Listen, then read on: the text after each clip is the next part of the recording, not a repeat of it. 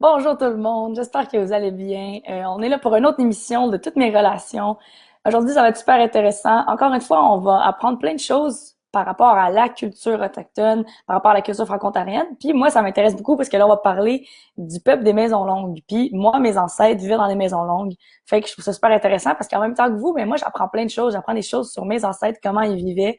Je trouve ça tellement intéressant de pouvoir apprendre ces choses-là. C'est surtout grâce à l'écho d'un peuple. Depuis que je suis tout petite, j'ai appris des choses avec les spectacles de l'écho d'un peuple. Tu sais, je jouais mes ancêtres. C'est quand même vraiment beau. C'est une belle chance que j'ai eu de jouer des personnages qui ont créé le Canada. Là. C'est tellement impressionnant. Puis ben, je jouais mes ancêtres, fait que j'ai pu apprendre plein de choses grâce à l'écho d'un peuple. Mais pendant ce temps-là, pendant que je jouais mes ancêtres, quand j'avais genre 4 ans dans le méga spectacle, ben, je me rendais pas encore compte que c'était mes ancêtres parce que j'ai découvert vraiment plus tard que j'avais des ancêtres autochtones. Quand j'avais 12 ans, ma mère, elle a finalement décidé de faire des recherches dans l'arbre généalogique. Puis vous allez voir avec notre invité qu'on va avoir tantôt, c'est un peu la même histoire. Il a découvert un peu plus tard ses ancêtres autochtones. Puis quand ma mère a fait des recherches, ça m'a tellement soulagée parce que j'ai finalement compris, premièrement, de où je venais, pourquoi est-ce que j'étais autant attirée avec la musique autochtone, pourquoi j'étais autant attirée envers la nature, toutes ces choses-là. Ça a comme tout donné raison à tout ça. Puis souvent, comme exemple que je dis, c'est puis tu sais, quand on me regarde, j'ai vraiment, tu sais, j'ai l'air d'avoir des ancêtres autochtones, j'ai l'air métisse. Puis quand j'étais jeune au primaire, ben je me faisais un peu niaiser. Puis on va en parler plus tard dans l'entrevue vers la fin, mais on parle un peu de racisme, puis de comment l'intimidation, puis tout ça. Puis quand j'étais au primaire, ben je me faisais souvent niaiser parce que ben ma mère m'envoyait à l'école avec des tresses comme que je porte en ce moment. Puis j'avais la peau un peu plus foncée que tout le monde, j'avais les cheveux vraiment foncés, puis tout ça, fait que je me faisais appeler Pocahontas. Puis maintenant, quand j'étais jeune, ça me faisait de la peine. J'étais comme, pourquoi? Je comprenais pas parce que premièrement, en plus, je savais même pas que j'avais des ancêtres autochtones. Mais là, maintenant, je réalise puis je suis comme, je suis fière parce que c'est une fierté pouvoir dire que tes ancêtres, c'est eux qui ont accueilli, c'est grâce à eux qu'on est là en ce moment, là. Les Autochtones sont là depuis toujours, ils sont là, ils sont au Canada depuis toujours, puis c'est eux qui ont accueilli les Français quand ils sont arrivés. Fait que, tu sais, les Iroquois, c'est eux qui ont accueilli, c'est grâce à eux qu'on est là. Fait que moi, maintenant, c'est ma fierté, je le dis haut et fort, puis je suis vraiment fière de pouvoir le dire. Puis je vais recevoir un invité, euh, il m'impressionne tellement, il a 11 ans, il va avoir 12 ans bientôt. Et lui aussi, il découvre sa culture. Moi, il m'inspire. Fait que j'espère qu'il va vous inspirer aussi. Alors, je reçois aujourd'hui Braden Moss. Alors, bonjour Bonjour, Braden. bonjour. Bonjour. Alors, premièrement, tu peux te présenter pour ceux qui te connaissent pas. Tu peux nous dire, ben là, j'ai déjà dit ton âge, fait que j'ai gâché le punch. Mais tu peux nous dire d'où tu viens, qu'est-ce que tu fais, est-ce que tu as une passion? Tu peux y aller. OK, je m'appelle Brayden Mass. J'ai 11 ans, bientôt 12 ans. Euh, En septembre, je vais aller à la Citadelle, puis je viens de Cornwall, Ontario. Et je suis fière franco-ontario. Super. Parfait. Puis toi, Braden, dans le fond, tu as des origines, tes ancêtres sont Mohawks. Puis les Mohawks, OK, c'est le terme qu'on utilise pour dire, tu sais, les Mohawks, on dit que c'est les gardiens de la porte de l'Est. C'est des guerriers, tu sais. Eux autres, ils défendent mère la terre, ils défendent leurs droits. Je trouve que les Mohawks, c'est un petit peu aussi comme les Franco-Ontariens. Tu sais, les Franco-Ontariens, on est comme les gardiens de notre culture puis de nos droits. Tu sais, on se bat vraiment pour notre langue. C'est un peu le même concept. Fait que ça, il y a un beau lien avec ça. Puis toi, ben, tu commences bientôt tes études à l'école secondaire La Citadelle, qui est à Cornwall. C'est une école en français. Puis avec les cours d'un peuple, ben moi j'ai compris que tu sais, ça n'a pas toujours été facile d'étudier en français. Je sais pas si tu étais au courant, sûrement, parce que tu sais, à Cornwall aussi, c'est très différent que, mettons, moi, en Est-Ontarien. Tu sais, Cornwall, il y a beaucoup plus d'anglophones, fait que c'est plus difficile que moi qui vis à L'Orignal où tout le monde parle français. Fait que tu sais, ça a été quand même difficile d'étudier en français dans plusieurs régions en Ontario. Puis il y a eu plein de manifestations à travers les années, OK? Fait que là, j'ai mon petit volet historique pour toi, Braden. Faut que tu comprennes un peu mieux, tu sais, à quel point on est chanceux de pouvoir parler français puis étudier en français, OK? En 1968, les Franco-Ontariens, on a enfin gagné le droit d'avoir des écoles secondaires françaises. C'est fou. Puis la première école secondaire française en Ontario, c'est l'école Confédération à Welland. Puis la devise de cette école-là, double héritage, double effort. Alors, c'est vraiment l'idée d'utiliser ces deux héritages-là pour l'éducation. C'est super beau. Mais même avec ce droit-là, ben, dans les années 1970, il y a des jeunes de partout en Ontario qui ont dû faire des grosses manifestations pour gagner leurs écoles secondaires françaises. Comme par exemple à Windsor, à Sturgeon Falls et à Penetangue. Fait qu'il a vraiment fallu se battre pour pouvoir parler français. C'est une des raisons pourquoi moi je suis autant fière de pouvoir dire que j'étudie en français en Ontario. C'est parce qu'il y a des gens avant moi qui se sont battus pour pouvoir faire ça. C'est grâce à ces gens-là. Puis ben à Cornwall, d'où tu viens, Braden, OK? Les jeunes, ils ont même grimpé sur le toit de l'hôtel de ville pour manifester. Ça, c'est impressionnant. Comme monter sur le toit de l'hôtel de ville, c'est c'est vraiment fou. Puis ils ont réussi, ils ont gagné ton école, ils ont gagné le droit de parler français. Puis c'est à cause de ces gens-là qui ont manifesté maintenant que Braden va pouvoir rentrer à l'école de la Citadelle en septembre. C'est quand même super impressionnant. Fait que Ouais. moi, ma question pour toi, c'est pourquoi est-ce que tu as décidé d'étudier en français? Puis avec l'écho d'un peuple, je sais pas si tu as eu la chance de voir l'écho d'un peuple en spectacle. Je sais que tu as la chance de parler beaucoup avec Geneviève, puis Félix Saint-Denis, mais l'écho d'un peuple se sont promenés un peu partout, là, à Toronto, à Timmins, à Red Lake. Puis ils font toujours un tableau par rapport à ça, par rapport aux manifestations. Ils déguisent les acteurs en hippie, puis ils font vraiment un tableau sur les manifestations. Pourquoi est-ce que c'est important pour toi d'étudier en français? Puis pourquoi est-ce que tu es fier d'être un franco-ontarien? Ben, comme que tu avais dit, euh, nos anciens ont grimpé sur des toits pour manifester, puis ça démontre comment ils sont fiers. Et nos ancêtres sont tellement fiers, on devrait être aussi parce qu'ils ont bataillé, puis enfin, on a la chance de parler en français dans nos écoles en Ontario. Mhm. Ouais, c'est vrai, c'est comme un hommage qu'on leur fait de profiter de ce privilège-là qu'on a maintenant de parler en français. C'est vrai. Puis Braden, toi, c'est un peu la même histoire que moi parce que tu as appris plus tard, tu sais, ta mère a fait des recherches, un peu comme ma mère qui a fait des recherches. Fait que toi, tes arrière-grands-parents, ils viennent de Kanawagé.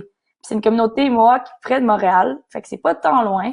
Puis les Mohawks font partie des 6 nations iroquoises qui s'appellent les Haudenosaunee. Puis c'est de eux qu'on va parler. On va parler des Haudenosaunee puis des peuples des Maisons Longues pendant la capsule qu'on va écouter dans pas longtemps. Fait qu'on va tout découvrir ça tantôt. Puis il y a plein de jeunes franco-ontariens comme toi puis comme moi qu'on n'a pas pu grandir avec notre culture puis nos ancêtres autochtones pour plein de raisons. Puis on va en parler dans les vidéos, on va en parler dans plusieurs autres épisodes. Il y a plein de raisons comme la loi sur les Indiens, le système des réserves, les pensionnats autochtones, qui malheureusement, ça a comme fait que l'enseignement de la culture autochtone, ça a comme arrêté, c'est devenu un tabou. Fait que souvent, pour protéger les enfants, les parents, ils expliquaient pas, ils racontaient pas leurs histoires aux enfants, ils enseignaient pas la culture. C'est vraiment malheureux. Toi, quand tu étais jeune, est-ce que tu connaissais ta culture Mohawk? Est-ce que tu connaissais ta culture Haudenosaunee ou comment est-ce que tu as appris par rapport à ça plus tard? Ben, je connaissais pas trop à propos de mes racines autochtones, mais ma mère et ma grand-mère ont commencé notre généalogie. Puis, Mhm. lorsqu'ils finissent, là, ça va être à moi de le continuer. Oui. Puis là, on a des belles photos de ta famille. Fait que c'est vraiment grâce à ta mère et ta grand-mère qui ont fait des recherches. Puis là, j'en profite pour dire aux gens de prendre le temps de le faire, d'aller faire de la recherche. Tu sais, tout le monde a des ancêtres, en quelque sorte, qui sont autochtones. Pas nécessairement les autochtones du Canada, mais il y a des autochtones dans tous les continents, là. Fait qu'il y a toujours eu des gens avant nous. C'est intéressant c'est comme apprendre à propos d'un film, tu sais, c'est des histoires, c'est des gens qui étaient là avant nous. Moi, je trouve ça tellement intéressant. Fait que si ta mère l'a fait, c'est vraiment beau. Puis, ben, grâce à ça, tu as pu faire plein de choses avec l'école. On va en parler un petit peu, mais, tu sais, t'as pu aller à plein de places. Par exemple, avec ton école Notre-Dame, grâce à Julie Bellavance, ben, t'as visité l'île Thompson, c'est à Akwesasne. Est-ce que tu peux nous parler de qu'est-ce que tu as découvert là-bas? Ben, on a découvert des traditions autochtones. On a pris des marches dans la nature, puis on a parlé de l'origine de certaines plantes. Euh, Mhm. on- et j'ai même appris comment faire un thé de cèdre. Et cela, on a, lorsque j'ai retourné à la maison, euh, j'ai enseigné, j'ai enseigné à ma famille toutes les choses que j'ai appris. Et comme que j'ai dit, le thé de cèdre, on a fait ça aussi. Mhm. Wow! Fait que grâce à ça, tu as pu apprendre par rapport à ta culture des peuples des Maisons Longues, puis l'apprendre après ça à ta famille. C'est super beau. C'est quand même une façon de réapprendre la culture qui malheureusement a pas été partagée. C'est vraiment beau. Puis la culture des peuples des Maisons Longues, on va pas dans la vidéo, mais pour ceux qui ont aucune idée, c'est vraiment une culture c'est vraiment une culture intéressante. Tu sais, c'est vraiment les grands-mères qui sont importantes, c'est les mères de famille qui sont importantes. C'est vraiment une culture où est-ce que la valeur du partage est importante, l'esprit de famille sont très importants. Fait que c'est beau que tu as utilisé ces valeurs-là, puis toi, après, tu as décidé d'enseigner ça à ta famille. C'est super beau. Puis aussi, avec le CSDCO, qui est un des partenaires de l'Écho d'un peuple, tu es allé visiter la communauté de Wendake, près de Québec, en compagnie des animateurs ben, Geneviève Bétier et Félix Denis. Félix Denis, qui est le directeur artistique de l'Écho d'un peuple, qui est celui qui, grâce à lui, on peut faire ces vidéos-là en ce moment. Qu'est-ce que tu as aimé de cette visite-là? Ben, vraiment tout, c'était un voyage incroyable. Une chose, tu parlais des maisons longues. On a même vu Oui. un réplica d'une maison longue comme ici. Et là-dedans, celui-là, on a parlé des légendes, puis on était assis sur des couvertures faites de fourrure d'animaux. Puis c'était Mm. vraiment une expérience que je vais tenir avec moi. Ouais. En plus, t'es quand même chanceux parce que moi, j'ai jamais eu la chance de vivre ça, mais t'as fait l'expérience d'une hutte de sudation, ou en anglais, c'est un sweat lodge. Moi, j'ai jamais eu la chance d'aller, j'ai jamais fait encore. Je veux vraiment le faire. C'était dans la région de Moose Creek que t'as fait ça. Est-ce que tu peux nous expliquer aux gens, c'est quoi ça, un sweat lodge? Un sweat lodge. Alors, une groupe de personnes sont dans un hutte et là, le gardien de feu met des roches très très chaudes dans le centre. Et là, il y a Mhm. de la vapeur dans l'hutte. Puis, euh, on apprend des enseignements, puis on chante des chansons. Puis, c'était vraiment une belle expérience. On était très bien accueillis. J'ai fait ça avec ma mère et ma grand-mère. Puis, oui, on a vraiment bien aimé ça. Ouais, c'est vraiment cool. Moi, je suis jalouse, là. J'aimerais ça. Faut vraiment faut que j'aille vivre ça. Ça doit être une vraiment belle expérience. Puis pour terminer, une dernière question. Je sais que tu vas aller à la Citadelle bientôt. Tu vas avoir la chance de faire plein d'activités. Puis là, quand j'ai entendu parler de cette activité-là, là, j'étais un peu jalouse parce que moi, j'aurais aimé ça pouvoir faire ça au secondaire parce que vous allez faire un bel échange. Vous allez aller à Akwesasne Mohawk School. Vous allez faire des échanges avec eux entre les jeunes Mohawks, les jeunes franco-ontariens de ton école. C'est organisé par l'ACFO SDG en collaboration avec le CPO, le CSDCO puis l'Éco de Peuple. Puis c'est la première fois que ça va se passer quelque chose comme ça, un bel échange entre deux écoles, entre deux cultures. Ça va être tellement beau. C'est la première fois depuis 400 ans à cause des vieux conflits. Malheureusement, j'ai l'impression qu'il y a des vieux conflits qu'on garde souvent, puis que les gens ils sont hésitants à essayer de réconcilier. Mais je pense que grâce à ça, ça va vraiment aider parce que c'est ça le but, c'est de voir vers l'avenir. C'est de pas oublier qu'est-ce qui est arrivé dans le passé, mais s'en rappeler pour aller vers l'avenir, pas faire les mêmes erreurs. Puis il y a eu longtemps des conflits entre les Français et les Iroquois. Comme on va voir dans la vidéo, vous allez comprendre pourquoi il y a eu autant de conflits. Puis les relations entre les Mohawks et les Franco, ça a pas toujours été facile, mais grâce à ce projet-là, ça a vraiment aidé, j'ai l'impression. C'est vraiment un beau projet. Puis Geneviève et Félix, ils m'ont dit qu'ils ont le plaisir de travailler avec plein de profs qui sont Mohawks, qui sont vraiment fiers et passionnés. Puis là, j'ai envie d'en nommer deux qui sont des profs super. Premièrement, ben, il y a la directrice Andrea Carpenter qui croit vraiment beaucoup à la réconciliation par les jeunes. Puis il y en a un autre que Félix, il m'en parlait, puis il disait, ah, ce monsieur-là, il faut que tu le rencontres. Il est tellement parfait. C'est TJ Point, qui est fantastique. C'est un animateur culturel. Puis c'est lui qui organise le fameux powwow à Akwesasne. Fait que c'est deux profs qui sont super intéressants, super passionnés. Braden, toi, qu'est-ce que tu vois de tout ça? Qu'est-ce que tu souhaites comme expérience quand tu vas créer des belles relations avec les Franco puis les Mohawks? Qu'est-ce que tu veux ressortir de ça? Ben, le plus que j'apprends, le plus que je veux faire apprendre aux autres, toutes les Mhm. choses que moi je connais, c'est pas une chance pour que moi je grandis avec ces choses-là, c'est que moi je les transmette aux autres pour que eux autres Ouais. aussi aient la chance de faire des voyages comme ça, puis apprendre les enseignements. Là, moi, je peux les faire apprendre. Puis, je pense que ça, c'est le but. Quand tu connais quelque chose, là, tu l'enseignes à quelqu'un d'autre pour que, là, eux autres, ils peuvent savoir comment faire que t'es. Mhm. Hey, c'est vraiment beau, Braden. Ben, Braden, on a déjà fini. T'étais super bon. Je te trouve vraiment inspirant pour vrai. Moi, à 11 ans, j'avais aucune idée encore de tout ça, de mes ancêtres. J'avais pas du tout l'intérêt que tu as en ce moment. Je te trouve très inspirant. Je trouve ça super beau. J'espère que tu vas vivre des beaux moments, des belles expériences quand tu vas faire ce bel échange-là avec la communauté d'Akwesasne. Puis ben merci beaucoup d'avoir pris le temps de parler avec moi. Puis là, on va écouter le vidéo. J'espère que tu vas l'écouter toi aussi parce que c'est une vidéo qui explique exactement toute l'histoire de tes ancêtres à toi, de mes ancêtres à moi.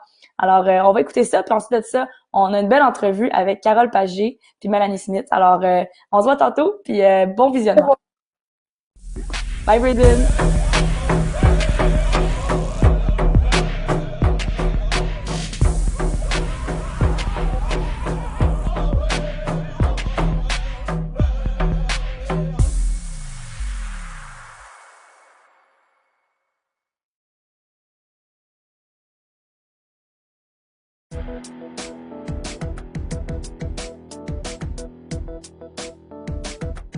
Sego, bonjour.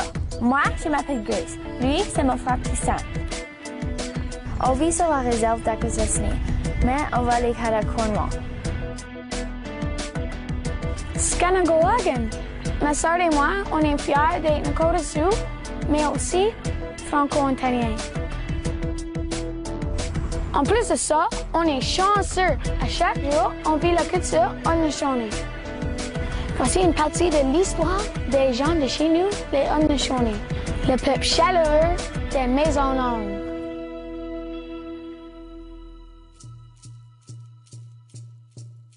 Scanatario. Le lac aux eaux étincelantes. Plongeons dans le passé au lac Ontario. C'est le grand lac des Iroquois, comme le surnommeront les explorateurs français.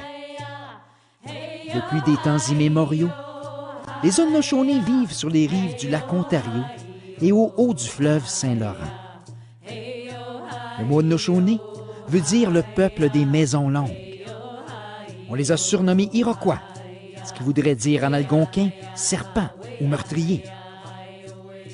Utilisons donc le véritable nom de ce peuple fier, Haudenosaunee. Le peuple des maisons longues est connu pour le courage de ses guerriers et pour son grand esprit de famille.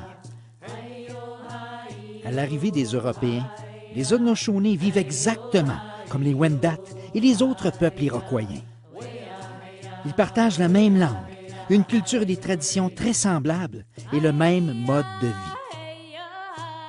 Les Haudenosaunee sont donc eux aussi des agriculteurs qui habitent de grands villages entourés de palissades, où les grands-mères dirigent la vie de tous les jours et choisissent leur chef.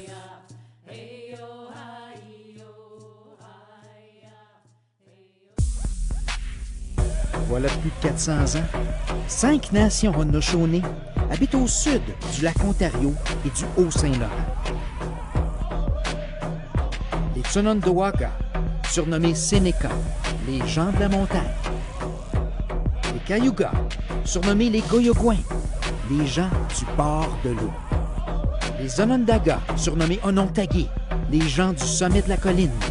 Les Oneida, surnommés les Oneyut, les gens de la pierre debout. Et enfin, les Ganugeaga, surnommés Mohawk, et Ani, les gens du silex. Depuis longtemps, ces 5 nations étaient en conflit. Le grand pacificateur, Deganawida, a rêvé de paix pour les unir. En 1570, un sage nommé Hiawatha les a convaincus de créer la Ligue des 5 nations. L'union fait la force. Le système démocratique des États-Unis est inspiré directement de la Confédération des 5 nations. La démocratie de notre pays repose sur de très belles valeurs. Tout le monde a droit au bâton de la parole. On prend les décisions ensemble pour le plus grand bien des familles.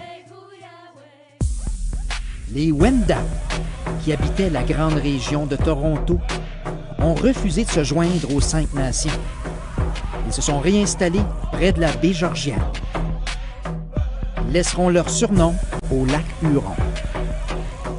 Lors de l'arrivée des Français, d'autres peuples iroquoiens habitent près des Haudenosaunee. Les Ériés, le peuple du chat, vivent au sud du lac nommé en leur nom.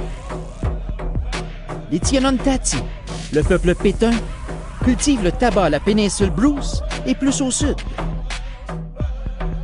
Les Adawandaron, le peuple neutre, occupent le bassin de la rivière Thames qui traverse le sud-ouest de l'Ontario. Avec le temps, ces 3 peuples disparaîtront, vaincus par les Haudenosaunee.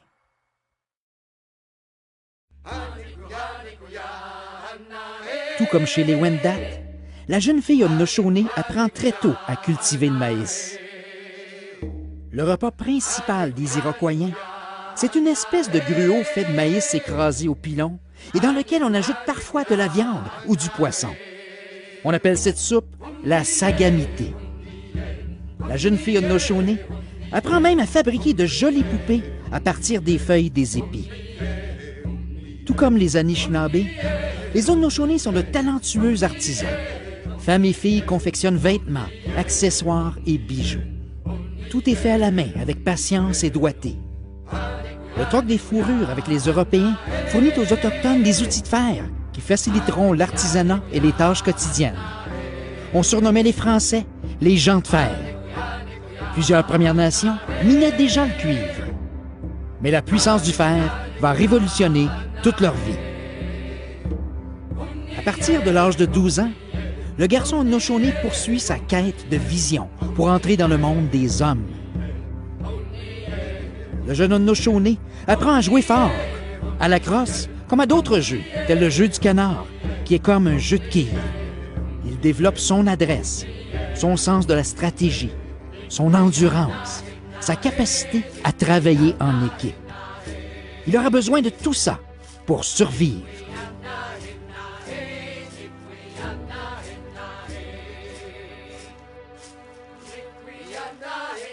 Il composera son chant du guerrier. C'est le chant de sa vie qu'il chantera pour démontrer son courage s'il se retrouve au poteau de torture. Le jeune Haudenosaunee apprend aussi comment fabriquer des armes, comment construire et réparer les maisons longues et comment confectionner des tambours. Le tambour, c'est un cadeau que le Créateur a offert aux hommes. Au cœur des maisons longues, les légendes transmises de génération en génération sont des enseignements de vie. Par exemple, une légende raconte qu'une poupée de maïs qui avait un beau visage passait plus de temps à contempler sa propre beauté qu'à amuser les enfants. Le Créateur lui a donc enlevé son beau visage. Cette légende enseigne aux enfants l'humilité et à éviter de se penser plus belle, plus beau et meilleur que les autres. Il y a aussi la légende des 3 sœurs qui aiment pousser et grandir ensemble. Le maïs, les courges et les haricots. Selon la légende, les 3 sœurs sont un cadeau du Créateur. Elles sont inséparables. La nuit venue, au clair de lune, elles prennent la forme de jolies jeunes femmes et dansent à l'ombre des champs de maïs, chantant des louanges à notre mère à tous, la terre. Chez les Haudenosaunee, il y a aussi des personnages légendaires. Selon le récit, la jeune Lelawala était déchirée par une histoire d'amour. Le cœur brisé, Lelawala a descendu la rivière Niagara en canot et est tombée dans les chutes. Heureusement, le dieu du tonnerre l'a attrapée et l'a sauvée. Depuis ce jour, l'esprit de Lelawala habite les grottes des majestueuses chutes Niagara. Le Créateur a fait un cadeau légendaire aux Haudenosaunee et pour son propre plaisir. C'est le jeu de la crosse. À l'époque, une joute de crosse pouvait réunir des centaines de joueurs de 2 clans ou de 2 nations. Le terrain de jeu pouvait s'étaler sur des kilomètres et la joute durait des jours. Plusieurs cérémonies entouraient ce jeu qui servait à guérir des maux et même des disputes entre nations.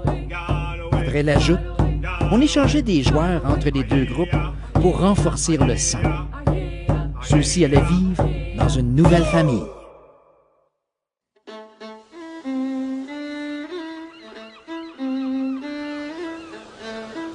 La relation entre les Iroquois et les Français a bien mal débuté. En 1534, Jacques Cartier est accueilli au Canada par le chef Donnacona. Cartier offusque le chef en plantant une croix pour prendre possession du pays. Ensuite, contre la volonté de Donnacona, Cartier va visiter la région de Montréal. Le chef lui pardonne et va même sauver les Français de la maladie du scorbut. Mais Jacques Cartier capture Donnacona pour le ramener en France, où il mourra. Adieu confiance et adieu le rêve de Nouvelle-France. Pour l'instant.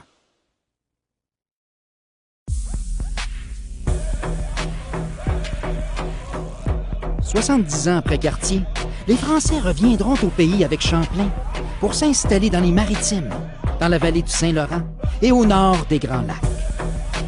C'est le pays des Mi'kmaq, des Inuits, des Anishinaabe et des Wendat avec qui ils deviendront amis.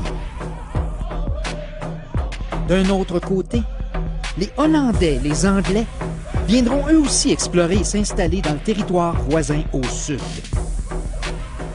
C'est le pays des Haudenosaunee, avec qui ils deviendront alliés. Ces deux clans se feront une compétition féroce pour la traite des fourrures et pour le territoire. Les vieux conflits entre Européens et entre Autochtones vont éclater en guerre qui durera pendant presque 100 ans.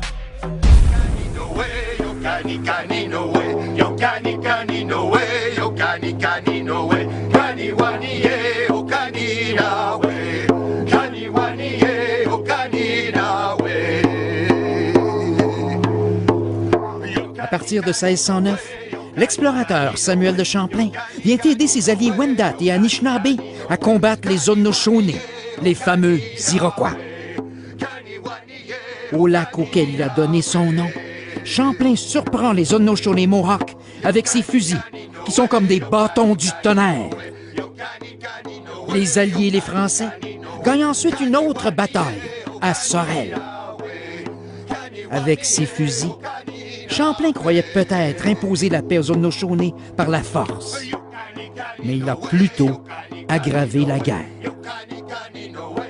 En 1615, alliés français viennent attaquer les Haudenosaunee Onondaga à Syracuse. Les Haudenosaunee sont mieux préparés et pour la première fois, Champlain perd la bataille.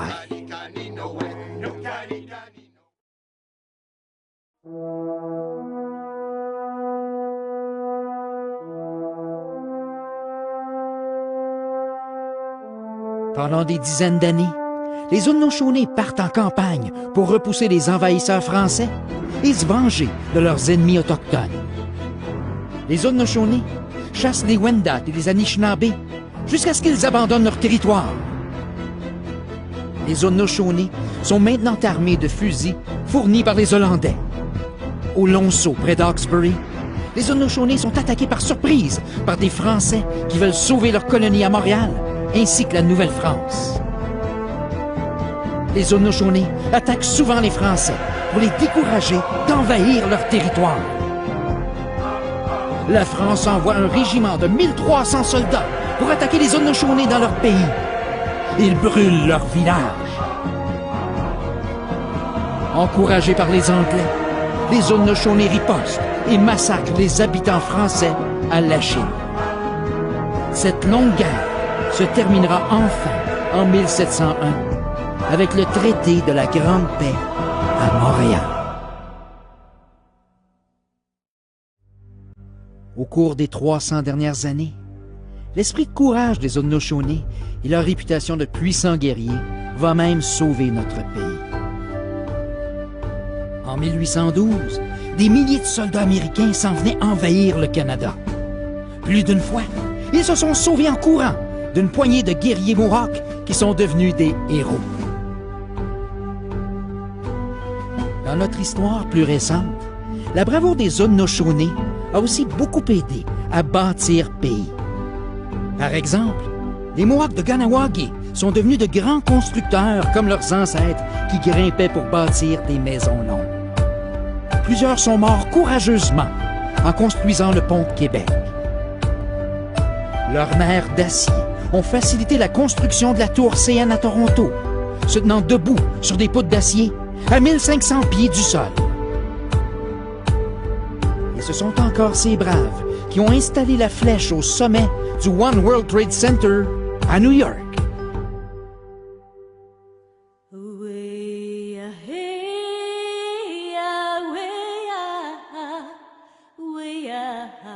De nos jours, les Tuscaroras font partie de la Ligue des Haudenosaunee, qui est devenue la Confédération des 6 nations. En Ontario, on retrouve plusieurs communautés, dont par exemple les réserves Oneida de la Thames, près de Saint Thomas, Wata, près de Parry Sound, et celle des 6 nations de la Grande Rivière, dont on voit depuis tantôt des images. Dans toutes les communautés des 6 nations, les aînés transmettent des enseignements et leur culture aux plus jeunes. Il faut dire que partager la culture et la fierté Haudenosaunee n'est pas toujours facile. Un grand nombre d'aînés autochtones ont été enlevés de leur famille par le gouvernement du Canada lorsqu'ils étaient enfants. On les a placés dans des pensionnats pour Indiens, comme le Mohawk Institute à Brantford, qu'on aperçoit ici. On a essayé d'effacer leur culture, d'arracher leur identité, de les assimiler.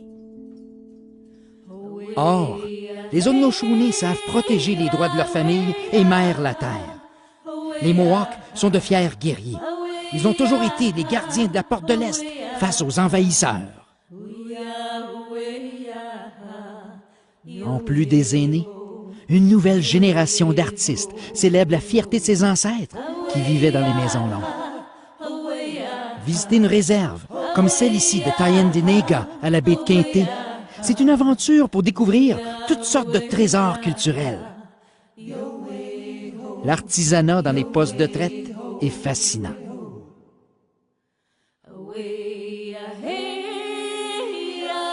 Plusieurs Haudenosaunee vivent leur culture entre deux mondes. C'est le cas des Mohawks de la communauté d'Akwesasne, tout près de Cornwall, tiraillés entre les frontières du Canada, de l'Ontario et des États-Unis. Faisons un arrêt à Akwesasne alors que la fête bat son plein.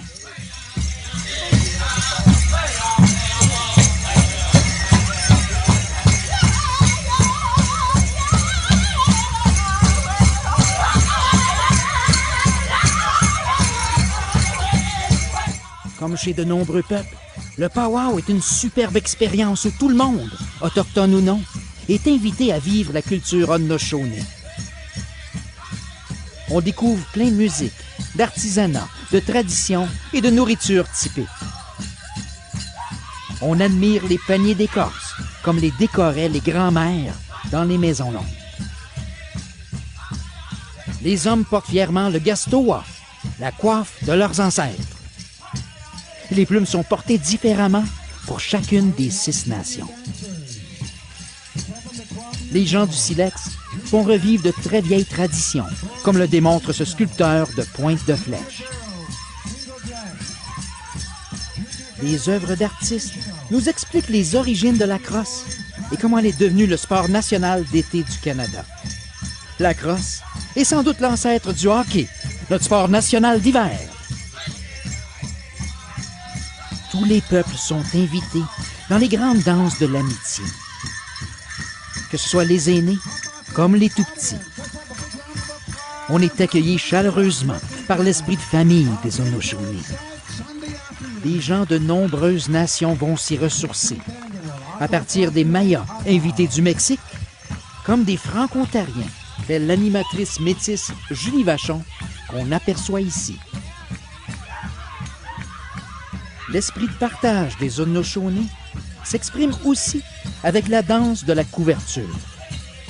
Cette danse sert à ramasser de l'argent pour aider des familles dans le besoin.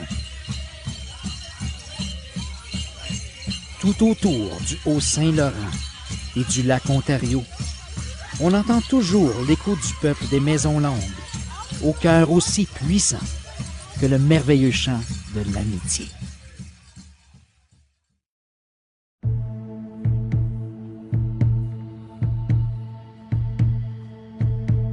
Moi, j'aime ça apprendre les mots Mohawk, comme les noms. Je trouve que ça, c'est important.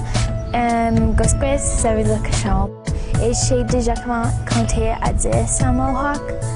On va compter ensemble. Askadigani, Asagaeli, West, Jayajaka, Sedego, Yotoyeli.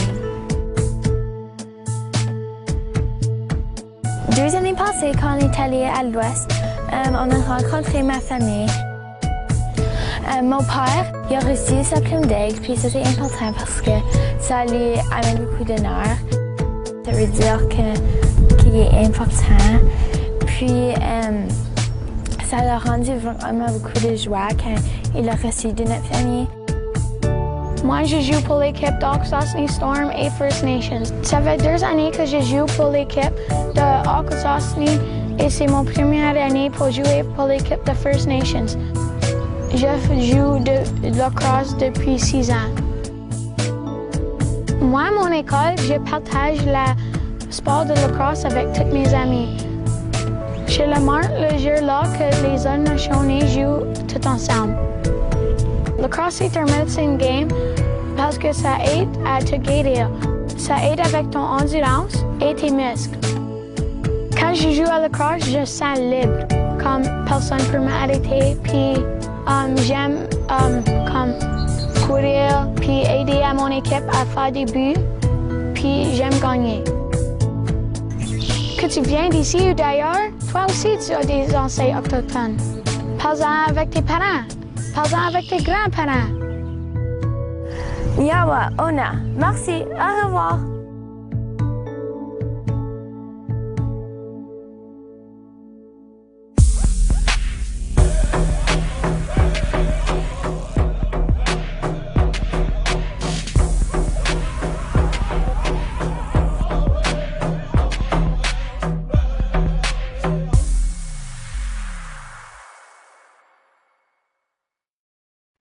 Alors, j'espère que vous avez aimé cet épisode-là. C'est l'épisode sur les Haudenosaunee.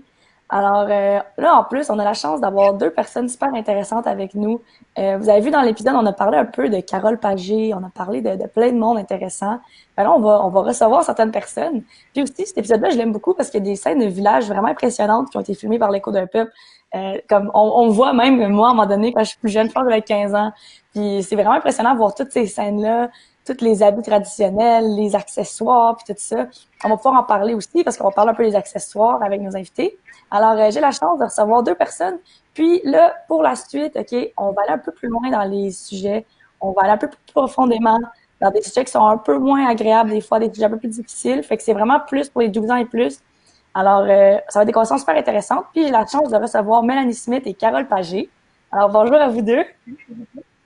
Bonjour. Bonjour. Alors, les deux, vous êtes deux fières franco-ontariennes. Les deux, vous avez des ancêtres Mohawks, des ancêtres Abénaquis qui vivaient comme dans les maisons longues il y a super longtemps. Puis les deux, ben, vous êtes des fiers franco et des fiers pour propager la tradition autochtone, puis tout ça. Et ben, Mélanie, je vais commencer avec toi parce que en plus d'avoir des origines, plein d'origines ici, tu es super fière de ton côté algonquin. Puis moi et l'Écho d'un peuple, on tient aussi à te remercier beaucoup parce que c'est toi qui as encouragé, dans le fond, tous les spectacles des mini-échos dans les écoles. Il y a plein de monde qui en ont eu dans leurs écoles. Si tu nous écoutes en ce moment et tu as eu un mini-écho à ton école, c'est en partie grâce à Mélanie. C'est elle qui a encouragé, qui a appuyé Félix Adami aussi.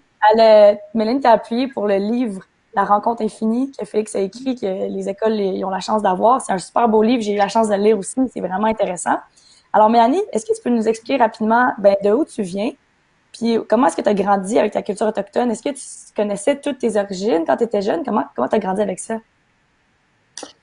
Ben moi, ma famille vient de la région du lac Nipissing depuis plus de 150 ans. Ma mère a des racines Abénaquis et Algonquin. Mon père, lui, il avait des racines Haudenosaunee. Cependant, lui, il n'en parlait pas. C'était caché. Ma mère de l'autre côté, elle nous disait toutes sortes d'histoires, des belles histoires culturelles, mais aussi des histoires tristes du racisme qu'elle a témoigné en grandissant dans cette région. Donc, on disait simplement qu'on était métis, mais j'avoue que je savais pas trop ce que ça voulait dire quand j'étais jeune. Lorsque j'étais adolescente et jeune adulte, c'est lorsque j'ai réalisé qu'en fait, j'ai grandi beaucoup avec ma culture métisse et de tous les cadeaux de mes ancêtres autochtones. Ouais. On va pouvoir en parler plus tard parce qu'après ça, ben, tu as fait plein de choses dans les écoles avec l'Écho d'un peuple pour partager cette culture-là, puis c'est super beau. Puis toi, Carole, ben moi, je te connais depuis super longtemps dans les méga spectacles. Tu m'as vu grandir vraiment, là. Je m'en rappelle super bien. Puis t'es vraiment une grande pionnière dans l'équipe de la création de l'Écho d'un peuple. T'as aidé, on va en parler tantôt, mais avec les accessoires. Fait que c'est vraiment intéressant. Est-ce que tu peux nous expliquer rapidement, pour ceux qui te connaissent pas, ben d'où tu viens, puis depuis quand est-ce que tu connais tes racines autochtones? Moi, je viens de Castlemaine. Je suis née là, merci. J'ai une famille très francophone. Quand il y avait un petit secret qui s'est dévoilé quand j'avais 16 ans. J'étais curieuse et puis je trouvais qu'il y avait beaucoup des ressemblances dans ce que mon papa Moutoum nous racontait. Et puis, c'est là que ma grand-mère vivait chez moi. C'est là, à l'âge de 16 ans, qu'elle m'a expliqué qu'elle elle avait, sa belle-mère était autochtone. Et puis, elle disait qu'elle était indienne, mais c'était un gros secret de famille. Puis, Mhm. elle ramassait des herbes. C'était une femme médecine, finalement. Mhm. Ouais. Puis malheureusement, c'est le cas dans beaucoup de familles, là. Tu sais, même moi aussi, c'est ça qui est arrivé, là. C'était un secret, c'était vraiment caché. Puis comme je Mhm. dis souvent, tu sais, c'est important d'essayer d'en parler avec les gens de sa famille, essayer de le savoir, puis d'ouvrir la discussion par rapport à ça, parce que, ouais, moi aussi, ça a été la même chose. C'est quelque chose de triste, mais maintenant, tu sais, les deux, on en apprend beaucoup plus, puis maintenant, on est super informés, puis on en apprend, fait que c'est beau. Toi, Mélanie, ben, tu portes quelque chose d'important pour tes ancêtres, des maisons longues, puis des wigwams. On en parle dans l'épisode, le tambour. Pourquoi est-ce que c'est important pour toi, le tambour et les chants traditionnels? J'ai grandi avec l'amour pour la musique. Ma mère m'a même enseigné à jouer le violon dès un jeune âge. Et c'était à l'ouïe, c'est-à-dire à l'oreille. Ouais. Je vois aujourd'hui le lien avec nos ancêtres autochtones qui enseignaient la culture à l'oral. Par la suite, j'étais chanceuse d'avoir la fameuse musicienne métisse Jacinthe Trudeau m'enseigner des cours pendant plusieurs années. Quand j'étais toute petite, j'allais parfois à des powwows et j'étais fascinée par le son du tambour. Comme jeune adulte, je me suis entourée par des amis des Premières Nations où j'ai appris plusieurs chansons en cérémonie. Mon amour pour la musique a tellement grandi en découvrant les multiples formes de musique autochtone. J'ai construit mon propre tambour à main, soit tambour grand-mère qu'on appelle, il y a plus de 10 ans et depuis, je joue avec plusieurs femmes et je fais partie d'un groupe de tambour nommé le White Bear Singer. Hmm. Je me promène un peu partout et j'apprends différents chants d'ici et d'ailleurs, de multiples peuples des Premières Nations, y compris de mes propres ancêtres. Donc, je trouve ça cool. Il y a des chants contemporains autant que traditionnels et il existe divers types de tambours d'une nation à l'autre. Par exemple, chez les Haudenosaunee, ils ont un water drum. J'aime enseigner dans les écoles les chants accompagnés par les tambours en lien avec les enseignements traditionnels que porte la chanson et même comme des chansons contemporaines ont des messages super intéressants et forts aussi. Euh, Aujourd'hui, je joue Mhm. aussi avec ma petite qui a presque 2 ans et elle a son propre tambour. Donc, c'est pas mal chouette qu'on fasse ça ensemble. Pour moi, Oui. c'est plus que la musique. C'est comme la méditation, c'est de la prière et c'est bon pour mon bien-être. Et puis, ça me fait Mhm. penser à une de mes citations préférées qui est si on veut connaître un peuple, il faut écouter sa musique. Oh, wow, c'est vraiment beau. C'est vraiment une belle citation. Wow. Puis toi, Carole, pour le méga spectacle, ben c'est comme ça qu'on s'est rencontrés. Tu étais l'accessoriste en chef. Tu as dirigé des milliers de bénévoles. Tu étais bénévole toi-même. Tu t'occupais de tous les accessoires, les objets traditionnels. Puis c'est grâce aux enseignements de Gilles et Anaï. Anaï, c'est elle qui joue ma grand-mère dans la série documentaire Le Nouveau Monde de Champlain. Elle est tellement gentille, Mhm. c'est un cœur, cette madame-là, elle est tellement fine. Puis tu as réussi à donner une deuxième vie à plein d'objets pour faire des accessoires. Fait que tu as utilisé des arbres morts, des peaux d'animaux, des plumes. Est-ce que ça a été un gros défi? Comment est-ce que tu as fait pour tout faire ça? Puis aussi, comment tu te sentais de fabriquer des objets de tes ancêtres, en tant que franco-ontarienne puis en tant qu'autochtone?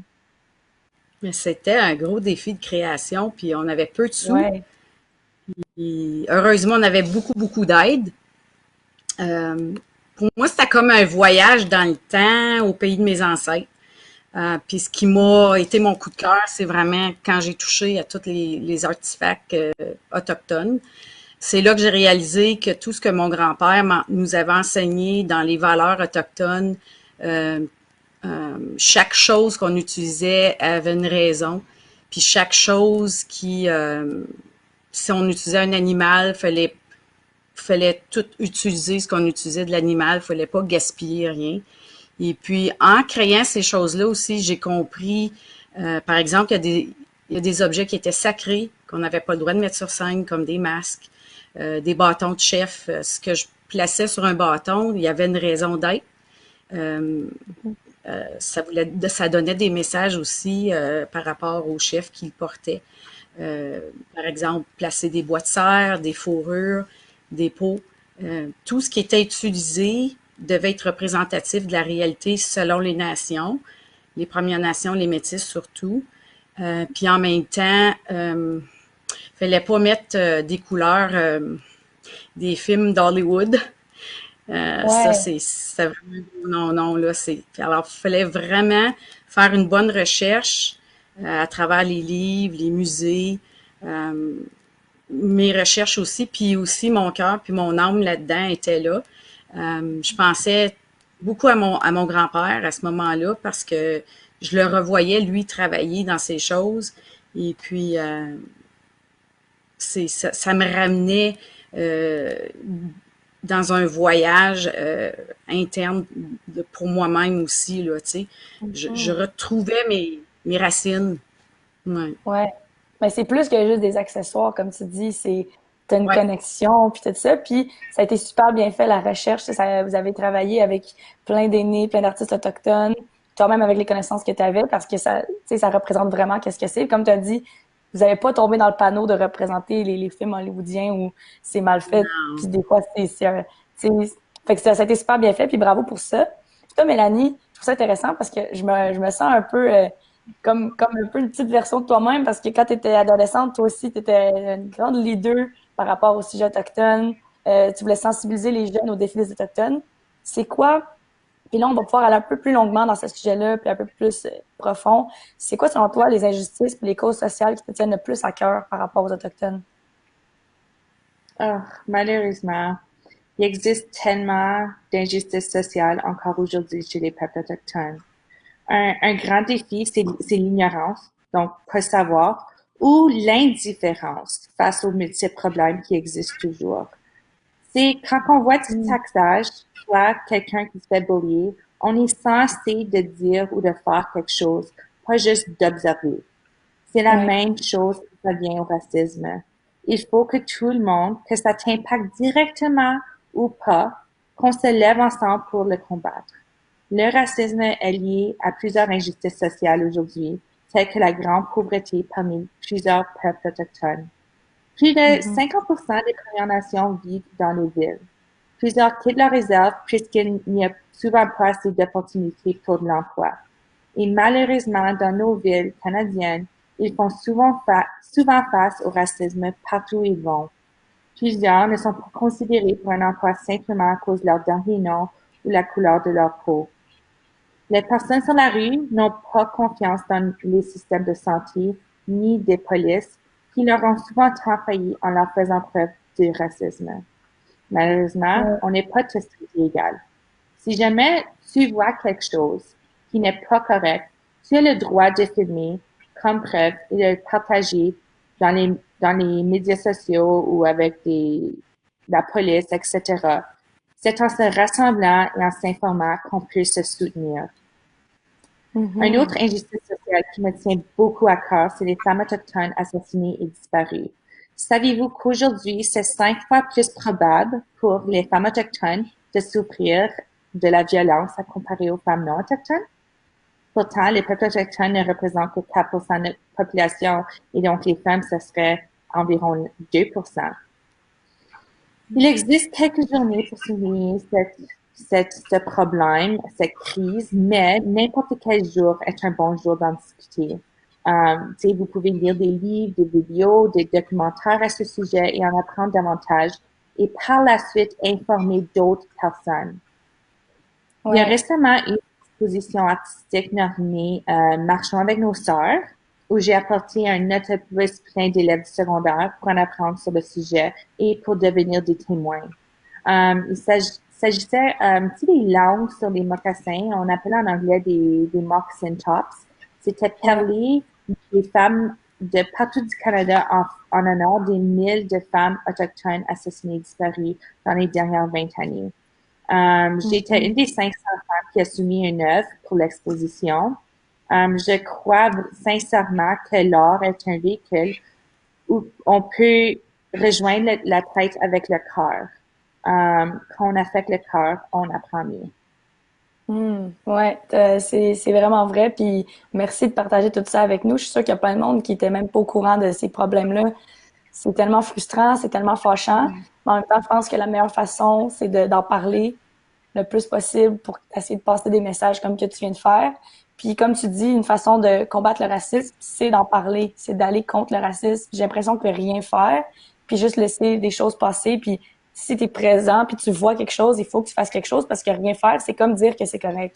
C'est comme dire oui au racisme. Fait qu'il faut vraiment mettre notre pied à terre puis dire non, c'est assez. Même si ça nous touche pas, même si c'est une communauté on n'est pas dans cette communauté-là, on est tous humains, alors on devrait tous s'aider et se protéger. Fait que c'est vraiment beau. Merci beaucoup. Puis toi, Carole, dans les vidéos de l'Écho d'un peuple, ben, on te voit dans une maison longue en train de raconter la légende de la poupée de ton visage. J'ai eu la chance de te voir souvent raconter des légendes. Tu le fais super bien. C'est toujours intéressant. C'est toujours beau à voir. Avec l'Écho, c'est toi qui as coordonné les contes et légendes. Puis ben, maintenant, avec ton conjoint, qui est super gentil aussi, Eric, vous faites partie de Makwahingan. Tu fais le tour des écoles, des festivals avec ton conjoint Eric, qui est d'origine Mohawk, puis tu partages tout plein de légendes de tes ancêtres. Pourquoi est-ce que c'est important pour toi de partager la culture de tes ancêtres à partir de légendes? Pourquoi est-ce que tu fais? Les histoires m'ont toujours fascinée. Tout petite, j'écoutais mon grand-père raconter vraiment des légendes puis des contes. Et puis, au bout, quand tu écoutes l'histoire, il y a toujours une leçon de vie à comprendre à la fin.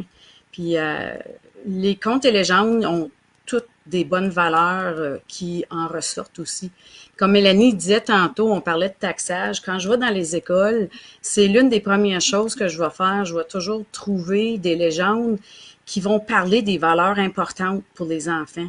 Parce que c'est avec ces enfants-là qu'on commence déjà petit à comprendre les valeurs importantes de la vie, comme le respect, l'honnêteté, l'humilité, le courage. Le courage d'être soi-même, c'est déjà beaucoup. Puis si on rencontre des enfants qui sont autochtones dans les écoles, qui sont déjà mal à l'aise ou gênés de dire qui ils sont, ça l'aide beaucoup aux enfants aussi à s'épanouir puis à être bien dans qui ils sont, dans leur individu. Puis je trouve que les contes et légendes, c'est des belles histoires à faire peur, à pleurer, à rire, mais au bout de la ligne, tu as toujours cette leçon-là de vie qui est bien importante. Puis je pense que c'est une façon de véhiculer ces valeurs-là, ces grandes valeurs-là, par l'histoire. Puis si on retourne chez les familles autochtones, ben c'était des gardiens du savoir. C'était fait de façon orale. Tous les légendes, tous les contes étaient gardés de vive voix. Et puis c'est comme ça qu'on éduquait les enfants à travers les histoires. Ouais. Puis C'est vraiment une belle façon de partager la culture, autant franco qu'autochtone. C'est super beau. Ouais. Puis je pense qu'en parler, puis même comme tu as dit, ça doit être tellement beau que, tu sais, mettons un jeune qui est métis, qui est dans une école, qui se sent un peu seul, il se sent un peu différent des autres, ben s'il entend une belle légende comme que tu racontes, il voit d'autres personnes, il entend des légendes de son peuple à lui, ça doit vraiment faire du bien, ça doit vraiment aider. Fait que c'est vraiment une belle chose que tu fais. Merci pour ça. Puis toi, Mélanie, ben, je voulais parler avec toi parce que moi aussi, j'aime beaucoup l'art et je sais que tu es une grande artiste, t'aimes beaucoup l'artisanat autochtone. Comme animatrice des cultures autochtones et comme enseignante aussi, tu intègres vraiment la réalité et le côté autochtone à l'école. Pourquoi est-ce que c'est important pour toi d'en parler dans les écoles? Mais moi, comme je suis artiste à corps, j'adore apprendre les multiples formes d'art des divers peuples autochtones. Je me sers des formes d'art dans presque tout ce que je fais comme enseignante. Je crois qu'avec un petit souvenir fait à la main par un élève, ça peut aider à se souvenir des enseignements associés à ce qu'ils ont fabriqué. Cette année, j'ai travaillé avec d'excellents partenaires pour faire des liens dans les cours de mathématiques en 7e et 8e année. Puis on a fabriqué des ceintures fléchées. Saviez-vous que les Métis et les Haudenosaunee portent des ceintures fléchées comme symbole culturel, par exemple? On a fait des liens en mathématiques avec des régularités, des patrons et même du codage sur les ordinateurs. L'art est vraiment partout dans les cultures autochtones. Et dans l'art, on peut apprendre toutes sortes de choses, telles que la science, la technologie, les mathématiques, la spiritualité, j'en passe. Les artistes autochtones contemporains nous partagent aussi des bons messages par rapport aux injustices sociales, autant que leur belle culture. Ouais, c'est vrai. Ben, c'est vraiment bien d'implémenter ça dans les écoles, c'est une bonne façon de le faire parce que, tu sais, il y en a tellement de choses à apprendre par rapport à la culture autochtone. Puis je pense, comme tu as dit, ça peut être utilisé dans plein de choses. C'est que c'est vraiment bien. Puis toi, Carole, ben, tu vis en pleine campagne comme moi. Moi, je vis en plein milieu d'un champ. Toi, tu vis en plein milieu de la forêt. Tu sais, entouré de nature, puis tout ça. Puis chez toi, tu accueilles même des groupes qui viennent vivre des sweat lodges. Tu vas peut-être pouvoir expliquer aussi c'est quoi pour ceux qui savent pas. C'est souvent animé par plein de différents aînés et gardiens autochtones. Qu'est-ce qui fait que c'est important pour toi de vivre près de la nature? Puis qu'est-ce qui est important avec les plantes médicinales? C'est un choix de vie, hein, vivre dans la nature. Mhm. Nous, on avait trois choses qui ressortaient de ça. C'est que mon mari pratique la chasse traditionnelle aussi. On voulait vivre avec nos propres choses, nos propres besoins, utiliser la forêt qui est là pour nous, mais en même temps s'assurer de respecter son cycle naturel de la forêt.